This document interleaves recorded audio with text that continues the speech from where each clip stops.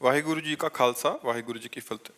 महाराज जी, जिन प्रेम किया तिन ही प्रभु पाए।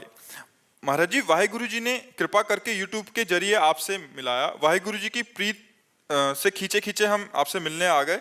आप जी उनसे मिला दो। नाम जब समय जितना होता है उतना कर सकते हैं, कम हो रहे हैं पर पूरी तरह से नहीं। मतलब नाम जब कह रहे हैं कि नाम जब जितना कम हो रहा है बट जैसा चाहिए वैसा नहीं। आप जी द्वारा बताए हुए बिंदु ऊपर ध्यान लगाने का अभ्यास भी शुरू किया है।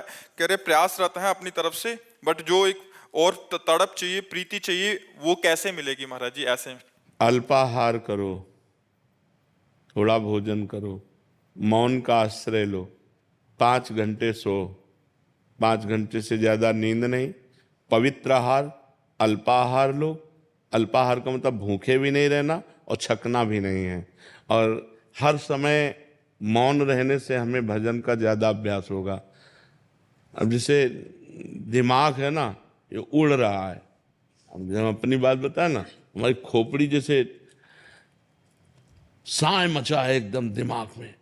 अब जैसे बचपन से इस मार्ग में रहे तो हमें साय जैसे मतलब बस चुप होने की जरूरत है, बस चल रहा है।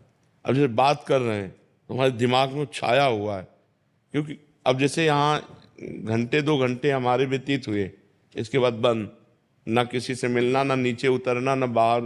अगर हम किसी चीज का अपने में बसाना चाहते हैं तो उसके लिए हमको समय देना। एक वैज्ञानिक जब किसी बात की शोध करता है तो बहुत एकाग्र, एकांत, शांत, उसी में लगन लगाएगा। हम तो परमात्मा की शोध कर रहे हैं, हम तो वाहिगुरु की शोध कर रहे हैं, उनको प्राप्त करना चाहते हैं। तो हमारी लगन ना हमारे देह में लग पावे, ना देह संबंधियों में लग पावे, ना भोगों में लग पावे, केवल वाहिगुरु में लगे तो अभी तन्मयता हो जाए। तन्मया स्थिति जब तक नहीं आएगी तब तक बात नहीं बनती। तो हमें हर समय अपने गुरुदेव में, अपने इष्ट में लगे रहना है और जबान चलाते रहना है। जैसे अब हम उपांशु जप कर रहे हैं, मानसिक नहीं, हमारी जबान चल रही और हम मंत्र जप रहे हैं। अब हम मानसिक जप रहे हैं, चल रहा है।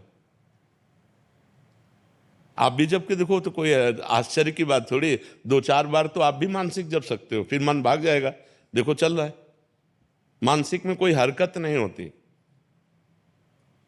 चल रहा। उपांश में हरकत होती जबान में, ऐसा लगेगा कुछ बुदबुदा रहे हैं। और वाचिक में तो ऊपर है ही है, राधा राधा राधा राधा राधा राधा राधा। तो ऐसे हम हर समय उपांश में रहें जब तक हमारी मानसिक स्थिति अचंचल ना हो जाए। अचंचल का मतलब होता है स्थिर। जैसे विषयी पुरुष का मन भगवान पे लगाया जाए तो भागकर विषय में चला जाएगा, ऐसे भक्त का मन विषय में लगाया जाए तो भागकर भगवान में आ जाएगा।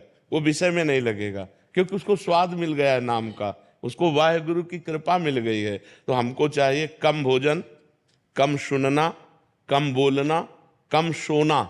अगर इन नियमों को हम धारण करें और एकांत सेवन अधिक समय करें और खूब नाम जब उपांश से करें तो हमारा मानसिक में प्रयोग, जहाँ मन लग गया फिर वो हटाए नहीं हटता है। मन निरंतर प्रभु में लग जाए फिर वो हटाए नहीं हटता है। ये जो हम आपको बताते हैं कि हम ऐसे ऐसे, ये बहाबूदी नहीं बताते, अहंकार के लिए नहीं, लेकिन अभ्यास।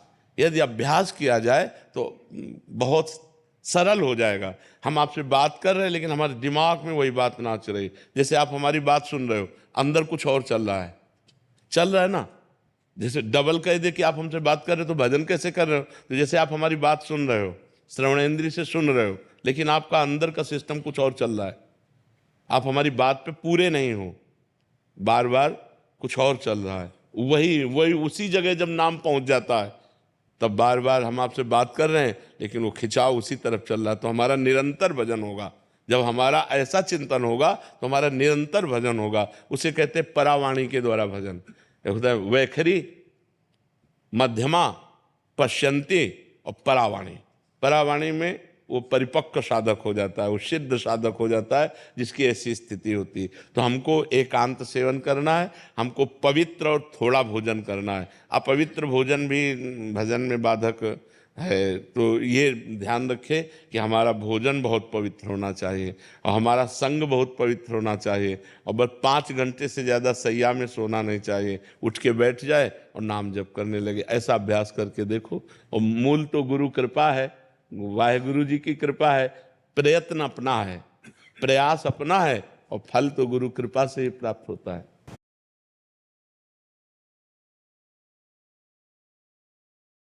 जैसे घर में तमोगुणी लोग होते हैं तो उनके बीच में कैसे, जैसे घर में नॉनवेज पकता है, ये तो बहुत बड़ी समस्या है। उस हाँ, बहुत नहीं, ये तो बहुत बड़ी समस्या है उस परिवार के भक्त की, जिसके परिवार में ऐसा आहार विहार किया जाता हो और वो भक्ति करना चाहे। ये तो बहुत बड़ी समस्या है। बड़ा दुर्भाग्य है कि हमको ऐसा प्रतिकूल वातावरण मिला। बड़ा दुर्भाग्य, बड़ा सौभाग्य है जिनको अनुकूल वातावरण मिले, लेकिन फिर भी स्वयं ना खाए।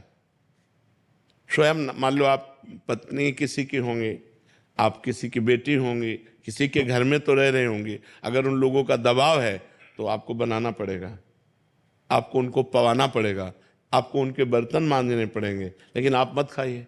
तो भगवान ये बात तो जान रहे हैं ना कि आप किस समस्या में हो, लेकिन आपका मन भगवान की तरफ है, इसी बात से भगवान रिझ जाएंगे। आप स्वयं पवित्र रहिए, स्वयं मत खाइए। लेकिन अगर ऐसा दबाव है कि आपको बना के देना पड़ेगा, तो आप मान लो किसी की पत्नी हो तो आपको बना के देना पड़ेगा, बर्तन मांजने पड़ेंगे, लेकिन आप मत खाइए। आप भगवान से प्रार्थना कीजिए कि मेरा दुर्भाग्य कि मुझे ऐसा वातावरण मिला है, पर नाथ मैं आपका इस जीवन में भजन किए बिना व्यर्थ नहीं जाने देना चाहती जीवन, इसलिए आपको प्राप्त करना चाहती हो। अंदर ही अंदर प्रार्थना कीजिए, आप मत खाइए।